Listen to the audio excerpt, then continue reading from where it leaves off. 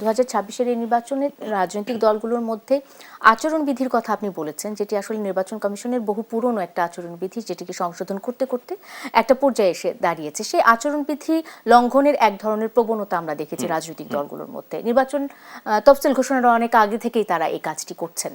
আবার দেখা যাচ্ছে যে রাজনৈতিক দলগুলোর মধ্যে বা প্রার্থীদের মধ্যে এক ধরনের অসহিষ্ণুতা আছে, তাদের মধ্যে একে অপরের প্রতি কটূক্তি বা বিষোদ্গার করার এক ধরনের প্রবণতা আছে।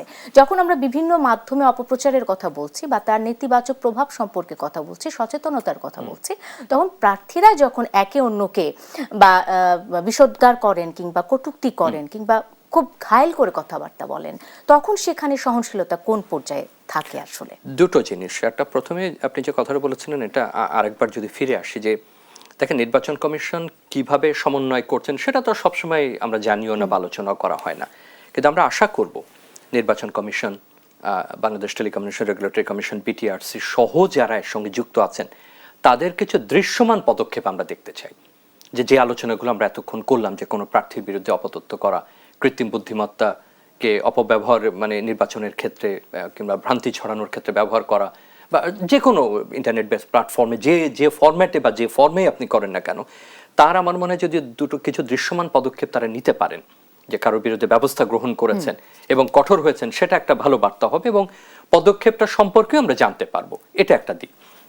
দুই হলো যে আমাদের ফ্যাক্ট চেকিং এর ব্যাপারে সতর্ক হয়, বিশেষ করে আমরা যারা মূলধারার গণমাধ্যমে সংবাদ পরিবেশন করছেন, সাংবাদিকতা করছেন, বিশ্লেষণ করছেন, এমনকি মূলধারার গণমাধ্যমকেও তো অনেক জিনিস ডিজিটাল প্ল্যাটফর্মে শেয়ার করতে হচ্ছে, তারা যেন ফ্যাক্ট চেকিং এর সহায়তাটা নেন। বিভিন্ন ফ্যাক্ট চেকিং টুলস আছে, বিভিন্ন কৌশল আছে, সেগুলো তারা ভালো মতোই জানেন।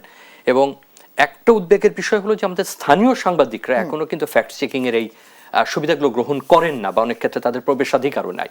তো যেটুকু সময় আছে সেটা কিন্তু লক্ষ্য দেওয়া উচিত, যে আমাদের যারা স্থানীয় সংবাদদাতা আছেন তাদেরও যেন, মানে they should have access to fact checking tools বা অপরচুনিটিস বা ফ্যাসিলিটিস গুলোর ক্ষেত্রে। তাহলে আমরা অন্তত আমাদের দিক থেকে, গণমাধ্যমের দিক থেকে, সংবাদ মাধ্যমের দিক থেকে আমরা বলতে পারবো যে আমাদের একটা প্রস্তুতি সেখানে আছে।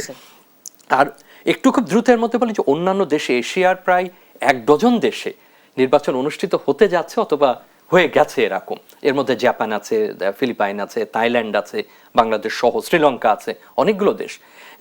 আমরা একটা সেমিনারে কিছুদিন আগে জাপানের একজন প্রতিনিধি আমাদের সঙ্গে এমন আলাপ করছিলেন যে জাপানে অত্যন্ত কঠোর রেগুলেশন আছে, কিন্তু জাপানের মতো অত্যন্ত প্রযুক্তিভিত্তিক দেশে দেখা গেছে, উনি শব্দটা ব্যবহার করেছেন, লাইটার ইমপ্লিমেন্টেশন, মানে যতটা কঠোর আইন আছে, বিধি আছে, ততটা কঠোরভাবে সেটা কিন্তু সেখানেও বাস্তবায়ন করা সম্ভব হয়। এবং জাপানের মতো পরিশীলিত সমাজেও এর প্রাদুর্ভাব দেখা দিয়েছে। আর আমাদের এই অঞ্চলে তো আমাদের কিছু ঘাটতি আছে প্রযুক্তির, এবং থাইল্যান্ডেও একই চ্যালেঞ্জ লক্ষ্য করা গেছে, ফিলিপাইনে করা গেছে, শ্রীলঙ্কাটা আমি এই মুহূর্তে স্মরণ করতে পারছি না, তাদেরও এ ধরনের ব্যবস্থা হয়তো রয়েছে বা নিচ্ছেন।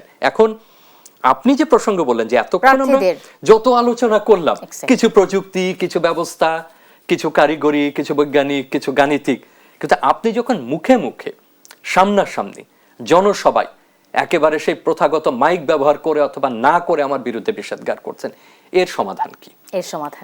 এর সমাধান আসলে নিজেরাই।